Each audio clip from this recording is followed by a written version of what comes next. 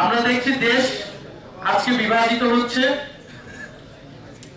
নানান প্রক্রিয়ায় দেশকে বিভাজিত করা হচ্ছে এবং যে সকল প্রশ্নগুলা এই মুহূর্তে বাংলাদেশে সবচেয়ে জরুরি ছিল আলোচনা করা, যে আমাদের গণতান্ত্রিক সংস্কার, আমাদের অর্থনৈতিক সংস্কার, আমরা দেখতে পাচ্ছি যে নানাভাবে সেই প্রশ্নগুলোকে ঢাকা দিয়ে অগুরুত্বপূর্ণ অনেকগুলো বিষয়কে গুরুত্বপূর্ণ করে তোলার চেষ্টা করা হচ্ছে এবং বিভিন্ন দলকে সিটের লোভ দেখিয়ে নানা জোটে নিয়ে যাওয়ার চেষ্টা করা হচ্ছে। আমরা এই সকল যে অফার বিভিন্ন দল থেকে আসছে, আমরা সেগুলোকে সাদরে প্রত্যাখ্যান করি এবং আমরা মনে করি যারা সংস্কারের পক্ষে, বাংলাদেশকে একটি সার্বভৌম এবং মর্যাদাবান রাষ্ট্র করার পক্ষে লড়াই আমরা এতদিন করেছি,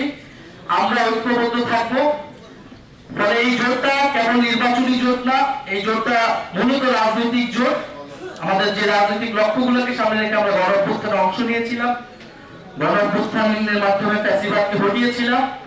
আমরা সেই লক্ষ্যগুলোকে সামনে রেখে আগাবো এবং সামনে যেহেতু নির্বাচন, এই নির্বাচন প্রক্রিয়াতেও আমরা ঐক্যবদ্ধ থাকবো।